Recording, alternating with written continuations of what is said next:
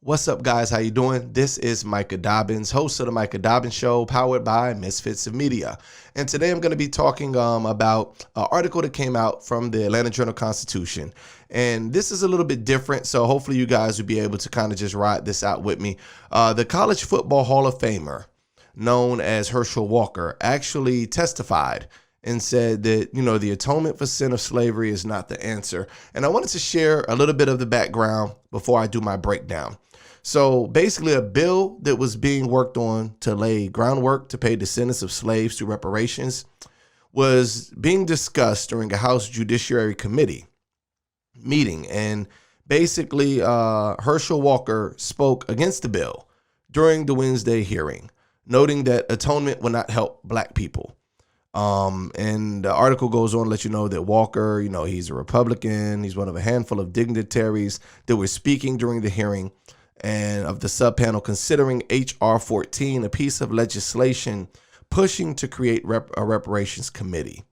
And from his perspective, he said racism is better today than it was yesterday, and creating the commission to consider reparations has been spoken about many times and is a moot point in 2021. So I don't want to put words in his mouth. I'm going to go ahead and play this audio so you guys can actually hear for yourself, and I'll be jumping in and out to give my commentary and tell you why exactly I decided to tackle this particular issue. So here we go.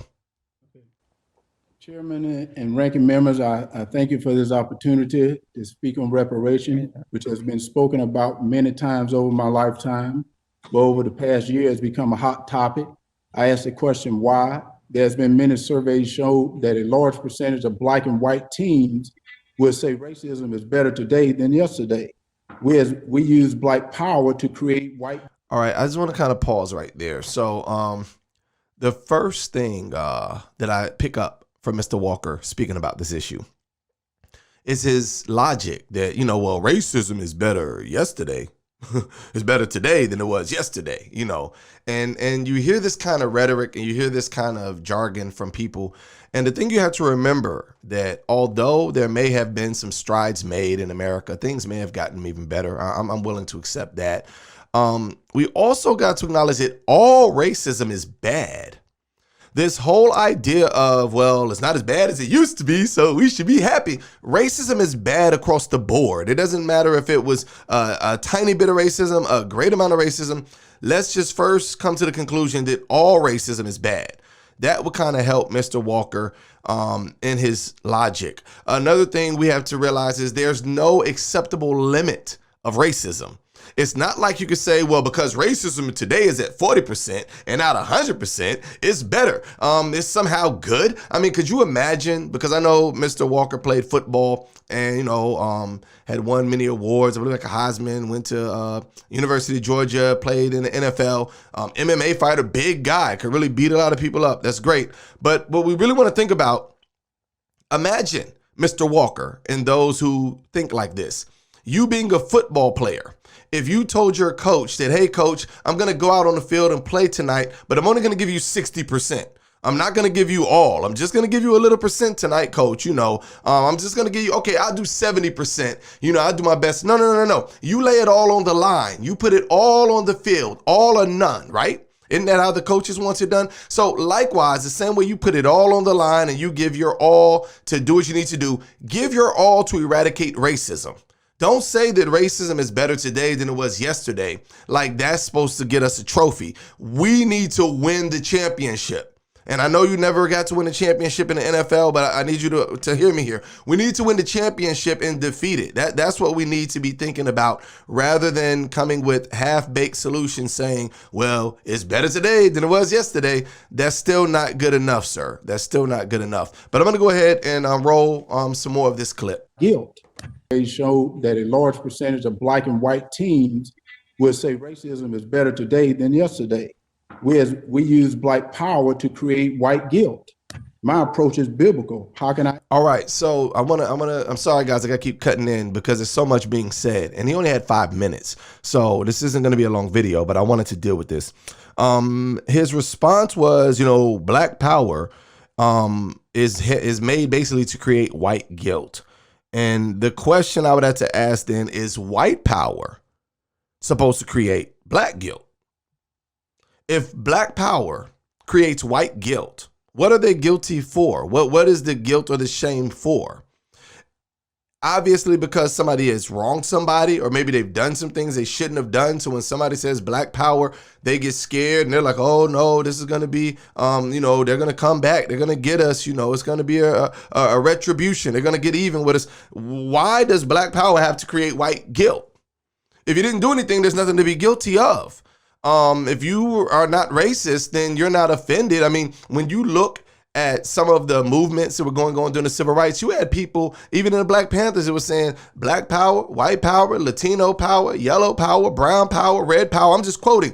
Fred Hampton was saying power to the people. So we got to get out of this mindset that, because they said black power, that just means white guilt. If the shoe don't fit, don't wear it. Don't put it on. But if the shoe fits, by all means, wear it, model it, and let it be known that you are the owner. Okay, so this whole idea, if you're going to accept that black power means white guilt, then we also, I guess, should look at what white power is symbolic of. Because when people say white power, blacks weren't enslaving white people in America during this time period. White power, I guess, is to bring black inferiority, to try to bring black fear, to maybe make them feel lesser than. If you want to play these kind of word games, I think that this is the problem. Rather than us have the conversation about reparations in a realistic way, and true, we may never get it. I mean, come on, y'all. It's been how many years? But we still need to at least acknowledge the wrongs that are done in history and try to make amends or make things right wherever possible. So I'm trying to be as objective here and be reasonable, but Herschel Walker really embarrassed himself. And I'm going to play a little more, and I'm going to tell you why I felt the need to address this video. Here we go. We use black power to create white guilt. My approach is biblical. How can I ask my Heavenly Father to forgive me if I can't forgive my brother? I never want to put anyone's religion down, but my religion teach togetherness. Reparation teach separation. All right, so we're going to pause here right quick. And I quote, he said, my approach is biblical. My religion teaches togetherness. And I just want to go on record and say, no, sir. No, sir. You didn't get this right. Herschel, if you're watching, you didn't get this right. Your approach is not biblical. Your approach is nowhere near biblical. Trust me, I am an active minister. I can help you to see that you're not biblical. But since you claim to be biblical, let's go ahead and go there. If you have your Bible, go to Exodus, the 3rd chapter. And guys, this is one of the reasons why I'm actually doing this video, because I take offense to people who want to try to throw God's name on their mess. When they get caught up into something like this, they want to try to drag God into it and say, my approach is biblical and my faith teaches to come together. Well, we're going to talk about this faith. Exodus 3rd chapter, verse 7 and 8. It says, and the Lord said, I have surely seen the affliction of my people, which are in Egypt, and have heard their cry by reason of their taskmasters. For I know their sorrows.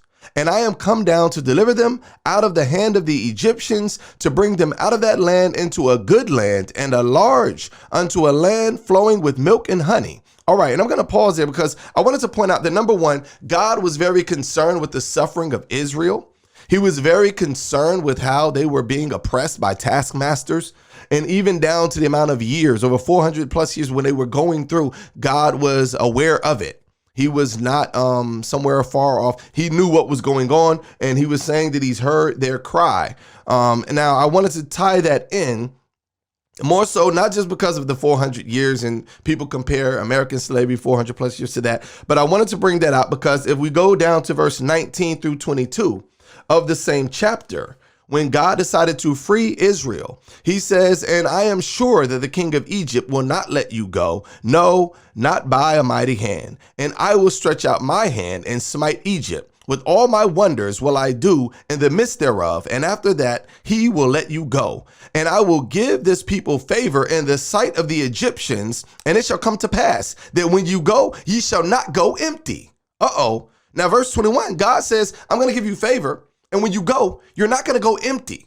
You've been a slave for over 400 plus years, Israel. The Egyptians have mistreated you. The taskmasters did you wrong. Pharaoh won't let you go, so I'm going to have to smite Pharaoh to get him to let you go. But when you go, you're not going to go empty. Verse 22, he says, but every woman shall borrow of her neighbor and of her that sojourneth in her house jewels of silver and jewels of gold and raiment, and ye shall put them upon your sons and upon your daughters, and ye shall spoil the Egyptians. Now, why would God be concerned with Israel spoiling the Egyptians after he freed them from slavery? Obviously, it was a restitution for the wrongs that was done. They were going to be spoiled. Uh-oh, you said that's your faith though, right? You said you believe. And when you go to Exodus 12, you find that it actually came to pass. If you look at 12, 35 through 36, so we want to help you with your faith a little bit and help you to grow in this. It says, and the children of Israel did according to the word of Moses, and they borrowed of the Egyptians jewels of silver and jewels of gold and raiment. And the Lord gave the people favor in the sight of the Egyptians, so that they lent unto them the things which they required, and they spoiled the Egyptians. So even when you look at the Old Testament scripture, there was a restitution, sir. There was a recompense, okay? Israel didn't go away empty. They went away with something. And we know that when the people were let go, you could actually hear the audio of some that were still living when recordings started to be put in place of former slaves. And they said, we were turned out like cattle. They just literally said, y'all free to go. Even after Juneteenth, those who were still thinking they were slaves when they had already been free for a couple of years, when they finally came in and Union soldiers came to Texas and these places and said, hey, you guys are actually free now. You can go. They were like, where do we go? We were turned out like cattle. They ended up having to stay on the plantations and become sharecroppers and do contracts with the slave masters, to where if they didn't do the labor, you know, that they had to stay committed to work on that plantation only and weren't hardly paid nothing. Those who did get to try to get away or decided not to honor the contracts are put in jail, and now they're laboring for free. Okay, you had those that later became sharecroppers, you know, where they were able to work for the masters on the plantations, and they claimed that they would pay them. But then at the time of harvest, well, you know, you owe me because I put a roof over your head. I gave you that tobacco. I let you have a little something to drink, and you did this, and I gave you the food to eat. So now you owe me more than what I have to owe you in wages. But don't worry, you can work it off again next year. And this continued as a cycle. So to sit here and act as if they just got out and everything was great, no, that wasn't what happened. And even if you want to say, well, that's the Old Testament, you know, that was the Old Testament where they ended up spoiling. Hold on, bro. We're going to go to the New Testament. Even if you look when Zacchaeus was visited by Jesus in his home, if you go to Luke 19, 8 through 10, it says, and Zacchaeus stood and said unto the Lord, behold, Lord, the half of my goods I give to the poor. And if I have taken anything from any man by false accusation, I restore him fourfold.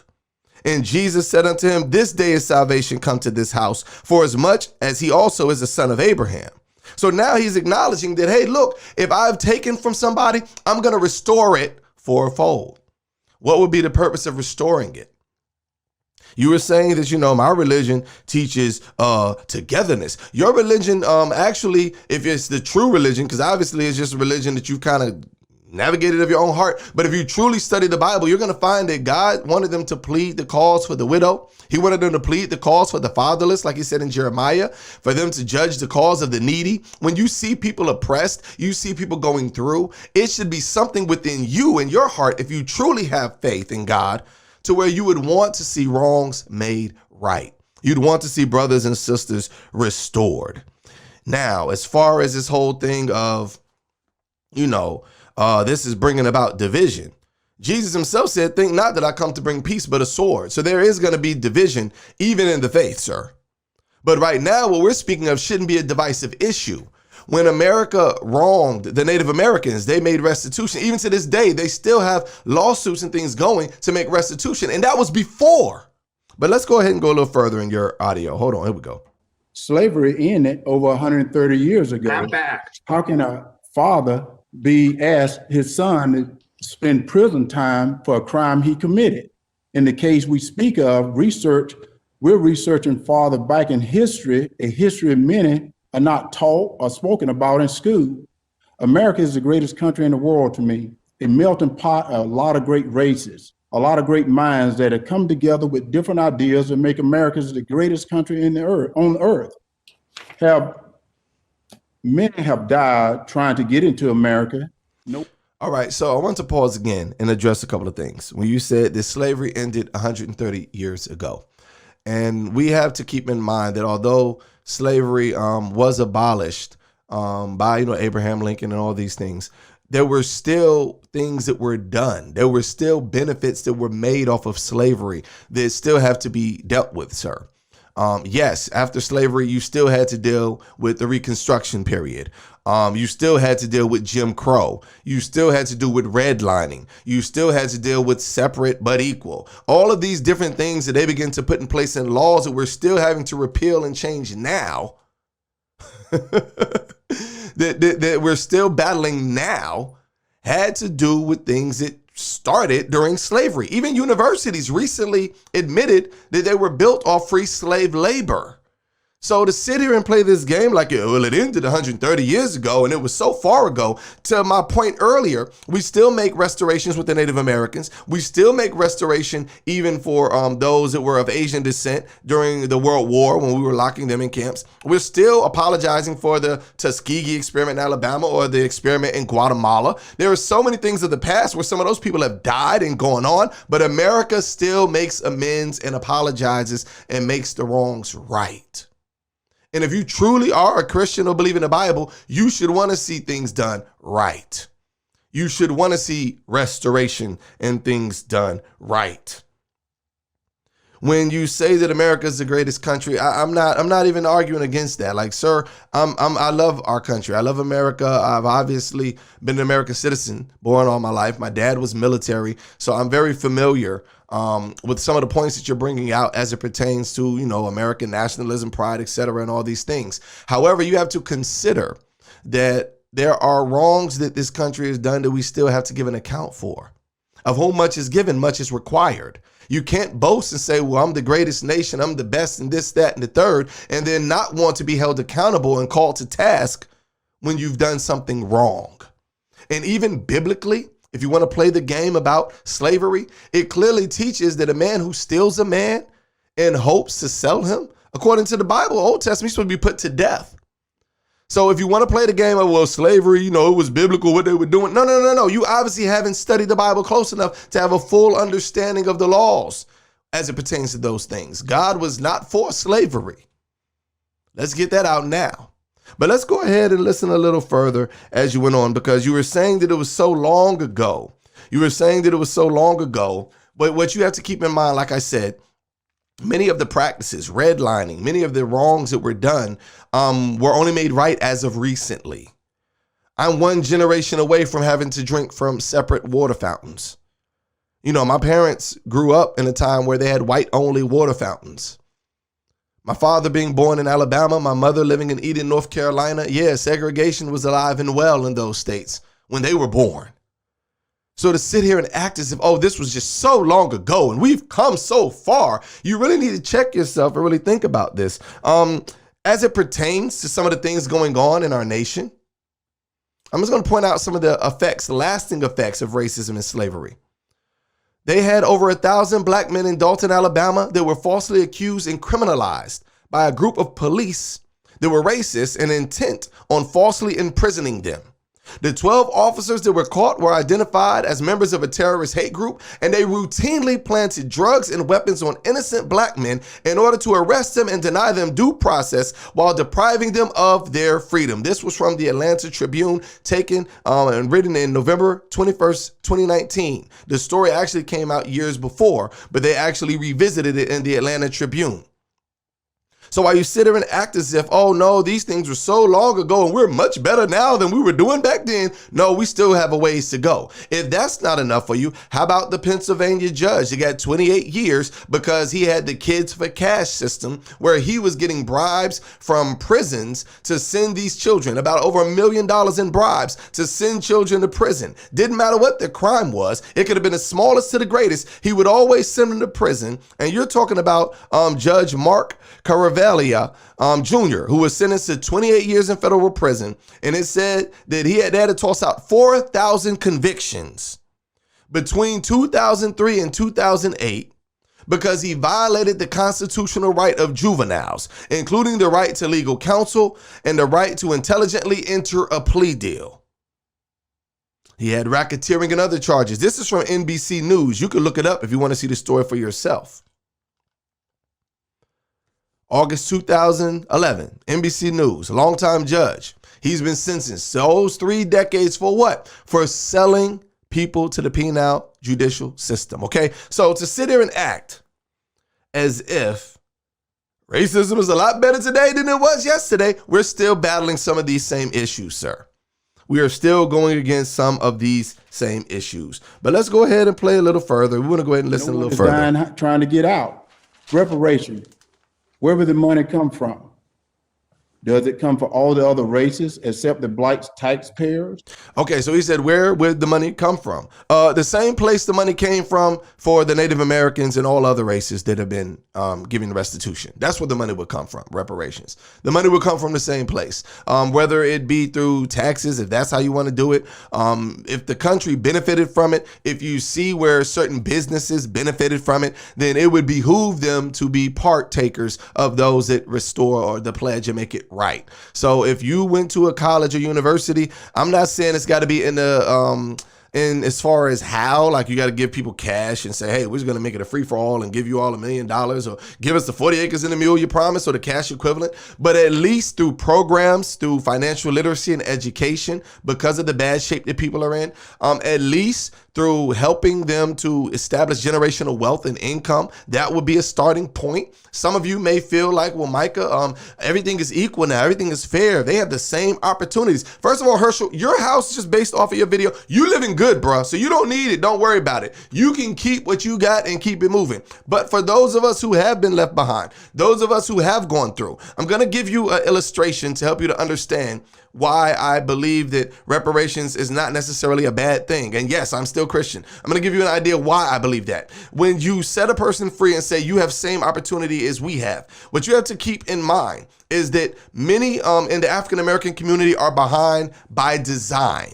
It is not by choice. It is by design. There are poor choices that many have made and continue to make, but this was by design, not by something that they had in mind. When you had Black Wall Street, it was bombed and destroyed. When you had people working together in Rosewood, they were lynched and killed and ran from up out of there. You can look at the riots in St. Louis. You can look at the riots in Atlanta. Every time these people tried to come together and better themselves, there was a group of people staunchly opposing them against them becoming independent. So it was definitely something that was planned. Whether you want to play the Democrat-Republican game and keep tossing the hot potato, both sides got plenty dirt when it comes to suppressing and making it hard for blacks in this country. I'm just going to be honest there. When you're dealing with the rules, I'm going to help you out to see this in the most basic layman of terms. If we were to play Monopoly, and let's say that me and another person started 2 hours before you joined the game, and I say, well, hey, we're going to give you the same amount of money that we started with. You got the same opportunities to roll the dice and pass go and collect $200 just like we did. You got the same opportunity to buy property just like we did, but we started 2 hours earlier than you. Do you know what that means for you as a player in this game? We own the railroads. We own waterworks. We own the electric company. We own Illinois Ave. We own Park Place and Boardwalk. But we left you the little hood over there, you know, the little light purple pieces and the little pieces right there, the sky blue. We left that for you, but you can forget about the rest of this board because we got North Carolina Ave and all them places on lock. That is the reality of what we have to face and deal with, people. Okay? Some may be lucky enough by the grace of God to land on chance, collect go, get some money and get to come up. But a lot of us, they draw that card, go to jail and you can't get out. So you have to recognize that there are some differences there. And yes, it's going to take time to make things right. It's going to take time. I don't believe in just pointing out the problem. Let's point out some solutions. Again, financial literacy, helping people to understand the importance of home ownership, so that they'll be able to have access to wealth to start businesses, to do things. I teach these things now, but I was not taught these things in public school systems, okay? So we need to recognize that there is an unfair disadvantage and something needs to be done about it. And I'm going to tell you, Larry Elder, you also got on there talking about, well, statistically, there was a research done in 1997. Sir, I was a kid in 97. They never asked me that survey as far as what racism plays in your life. That you got to remember, guys, whenever you listen to guys like him, you know, and Ben Shapiro, all these guys and great guys, you know, they make a lot of good points, whatever. What you got to do, though, you really got to go back and look at the sample pool of the statistics that they're reading. They're quick to tell you, well, according to a survey I read, statistically it said this. Yeah. But where was that sample pool taken, sir? Was it taken in a state where maybe racism wasn't that big of a deal? So yes, black kids said it ain't that big of a deal in my life. Well, yeah, if you lived in the right neighborhood, it probably isn't, because more than likely, because of redlining, all of you lived in the same community within each other, a stone's throw across the street from each other, and wasn't nobody white hardly in your neighborhoods, if you want to be honest about it. Just like in some of the white neighborhoods, we don't see a problem with race because ain't nobody black in your neighborhood, if you want to be honest about it. So to sit here and play this ring around the rosies game, if we go to Minnesota, where blacks don't even make up probably 0.05%, if that, and you say, well, what about black on black crime in Minnesota? That's an unfair statistic because ain't hardly no black people out there. No different than if you go to a major city where there's nothing but black people, say black on black crime. Now, why is it that you can focus on only black issues with black on black when it comes to crime? But then when it comes to restitution for blacks, well, who gonna pay for it? What about all the other people out there? Well, how we gonna do this? Now you got something to say, right? Y'all need to cut this out. I'm gonna go ahead and wrap this thing up. Let me let this video play out. Who is black? What percentage of black must you be to receive reparations? I got an idea for that. What percentage of black must you be to receive reparation? How about we do the black test that they used to do back then during this lady? You got 1 drop of black blood, you're black. How about that? If you want to play that kind of game.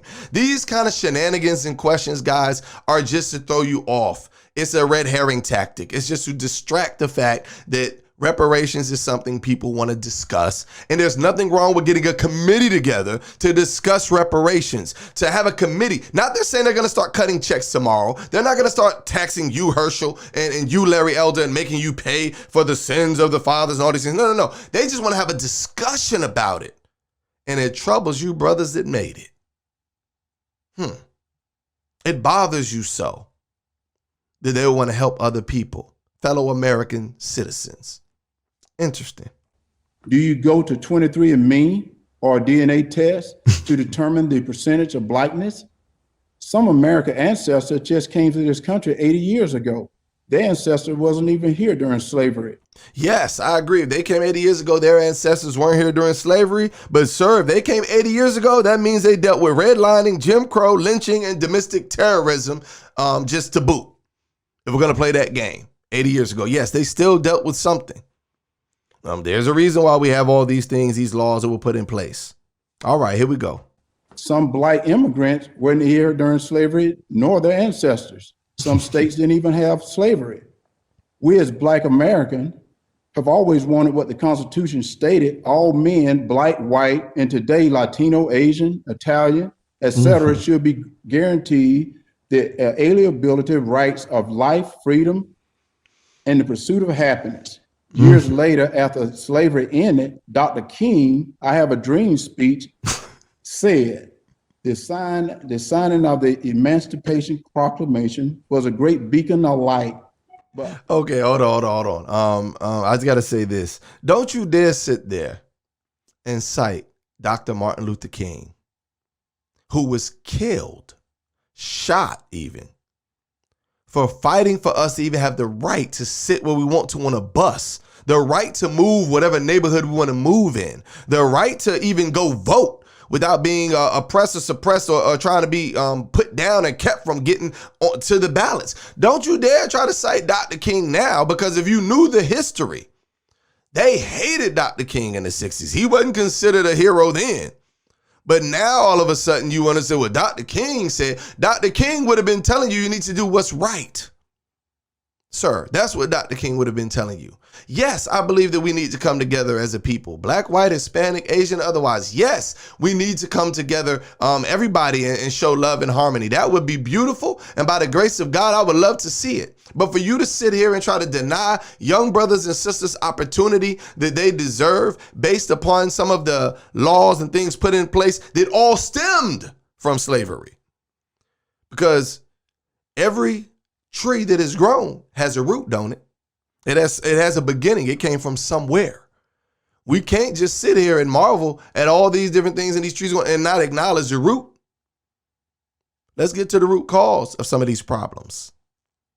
Let's get to the root cause of it. What was put in place? I recommend that you pick up some books and read some history maybe, or even watch some of these documentaries, some of these movies they got coming out talking about what black people went through.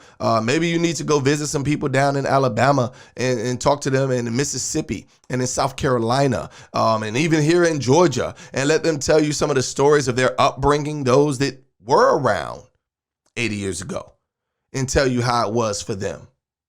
And maybe that'll help you out a little bit, sir.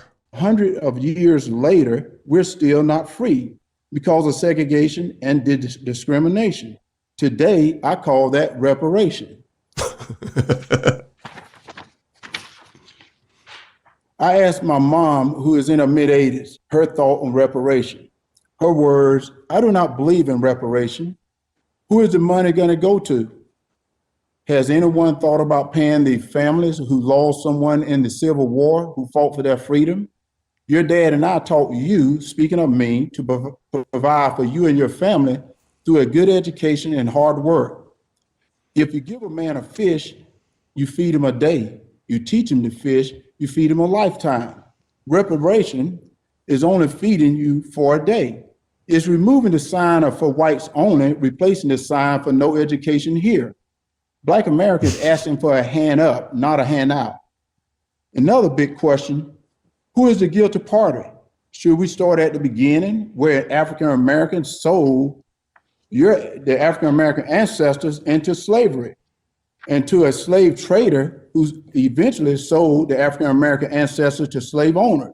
The slave owners who had no success and no luck trying to make a Native American whose land they took. Okay, I can't take any more of this guy. Sorry, Herschel, I couldn't even get through the whole thing today with you guys. I've listened to it already, and to be honest, it's very sad. Now, I will say this, Herschel Walker's defense, I know there has been some challenges that he mentioned in his book about mental health and things like that. So, I pray the best for him in that regard.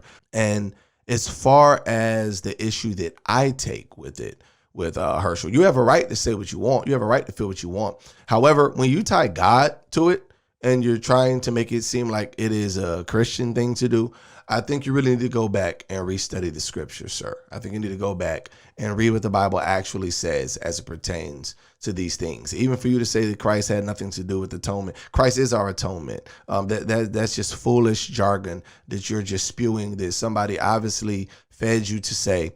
And you and Larry Elder really embarrassed the black community on this one, bro. I just got to be honest. Y'all embarrassed the black community on this one, bro.